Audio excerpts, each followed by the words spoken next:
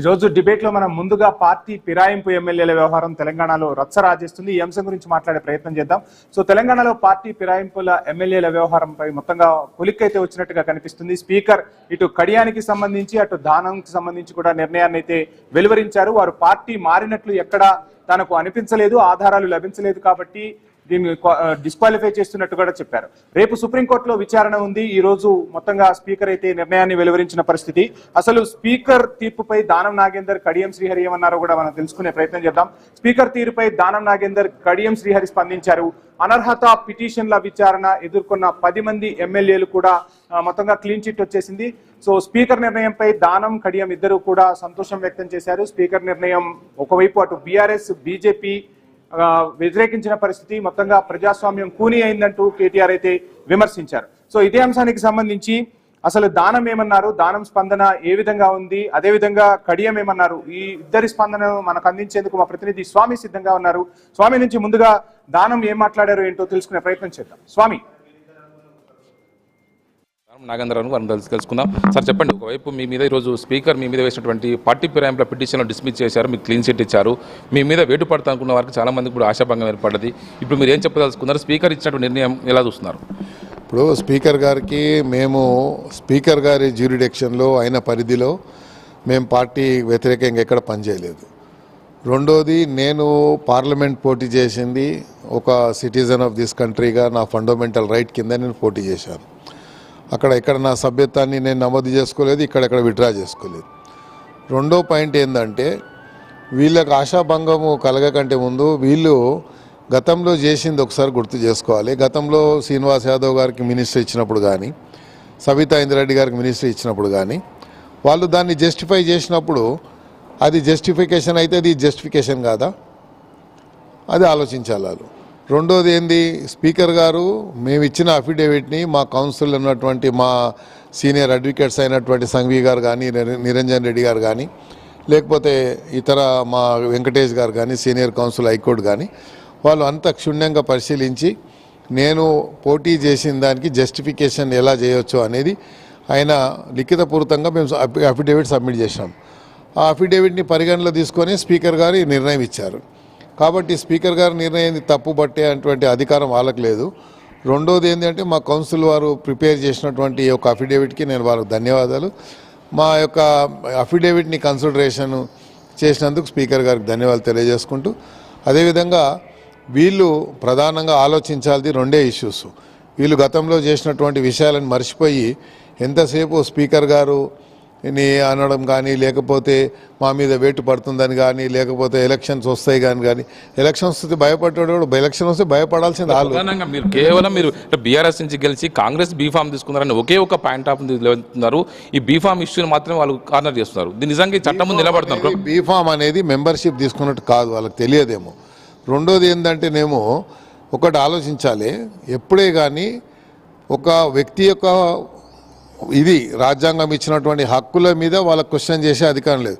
ప్రధానంగా నన్ను ఏమైనా క్వశ్చన్ చేసి ఉంటే కేసీఆర్ గారు చేయాలి అధ్యక్షులుగా. ఆయన చేసి ఉంటే నేను ఎక్స్ప్లెనేషన్ ఇచ్చేవాళ్ళని. కానీ ఎలిమెంట్ ఈ మహేశ్వర్ రెడ్డి ఎవడు, లేకుంటే కౌశిక్ రెడ్డి ఎవడు, వాళ్ళు నా మీద కేసు వేయడం ఏంది, వాళ్ళకి నేను ఎక్స్ప్లెనేషన్ ఇవ్వడం ఏంటి? అయినా సరే స్పీకర్ గారు పరిధిలో ఉంది కాబట్టి చేయాల్సింది రాజ్యాంగబద్ధంగా నేను ఇవ్వాల్సిన అఫిడేవిట్ నేను ఇచ్చాను. ఒకవైపు పార్టీ పరంగా కాకుండా వ్యక్తులుగా వాళ్ళు వేశారు. పార్టీకి ఎక్కడ కూడా మీకు ఒక నోటీస్ ఇవ్వలేదు, మీ నుంచి ఎక్స్ప్లెనేషన్ అడగలేదు, మిమ్మల్ని పార్టీ నుంచి ఎక్స్పెల్ చేయలేదు. అంటే ఇలాంటివి చేయకుండా ఒక వ్యక్తుల ద్వారా చేయడం అంటే ఇది బ్లేమ్ గేమ్ అనుకోవచ్చా?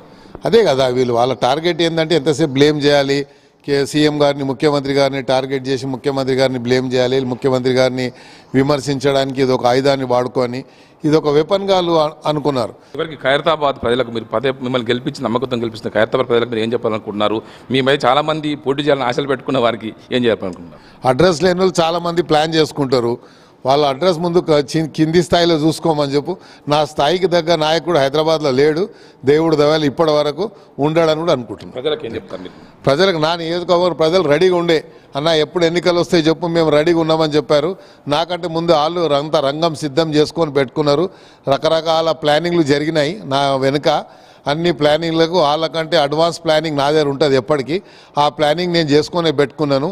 ఒకవేళ ఎన్నికలు వచ్చి ఉంటే వాళ్ళకు మాత్రం 3 చర్ల నీళ్లు తాగిపిస్తుంటాయి. ఖచ్చితంగా దీనికి సంబంధించి ఖైరతాబాద్ ప్రజలకు తనకు థ్యాంక్స్ చెప్తున్నాను. తన పైన అడ్రస్ లేని వ్యక్తులు పోటీ చేయాలని భావిస్తున్నారు. మరోవైపు స్పీకర్ గడ్డం ప్రసాద్ కుమార్ రాజ్యాంగబద్ధంగా వ్యవహరించారని చెప్పేసి దానం నాగేందర్ అంటున్నారు. కెమెరామెన్ ప్రసాద్తో ఏవై స్వామి, ఐ న్యూస్, హైదరాబాద్.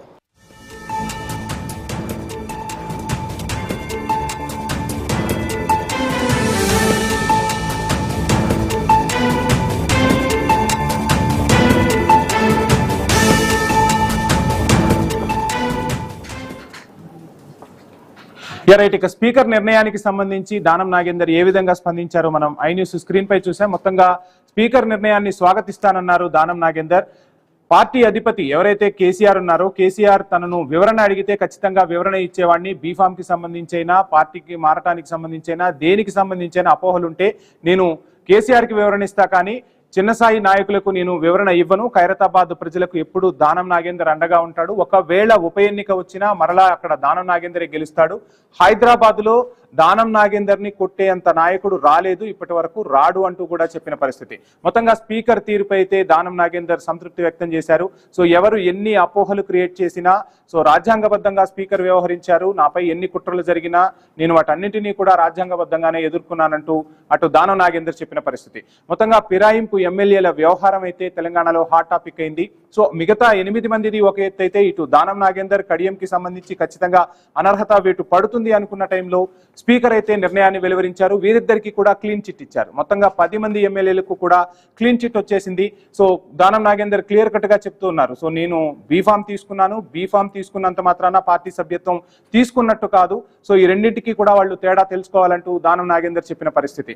ఏది ఏమైనా అటు ప్రతిపక్షాలు విమర్శిస్తున్నా నేను తీసుకున్న నిర్ణయం మాత్రం సమంజసమే అంటూ కూడా చెప్తున్నారు. మరొక వైపు ఇదే అంశాన్ని తెర మీదకు తీసుకొస్తూ పార్టీ ఎందుకు షోకాజ్ నోటీసులు ఇవ్వట్లేదు అంటూ కూడా పార్టీని ప్రశ్నించిన పరిస్థితి. దీంతో పాటుగా ఎమ్మెల్యేల జీతంలో నుంచి ప్రతి నెల 5,000 కట్ అవుతుంది, ఆ 5,000 కూడా బీఆర్ఎస్ఎల్పీకి జమ అవుతుందంటూ కూడా వీరిద్దరూ కూడా చెప్పిన పరిస్థితి. సో ఏది ఏమైనా పార్టీ ఫిరాయింపులు ఎమ్మెల్యేల వ్యవహారం మాత్రం తెలంగాణలో సెగలు రాజేసింది. సో మొత్తంగా స్పీకర్ వీళ్ళిద్దరికీ కూడా క్లీన్ చిట్ ఇవ్వడంతో 10 మంది ఎమ్మెల్యేలు ఎవరైతే ఉన్నారో 10 మంది ఎమ్మెల్యేలకు కూడా క్లీన్ చిట్ వచ్చింది.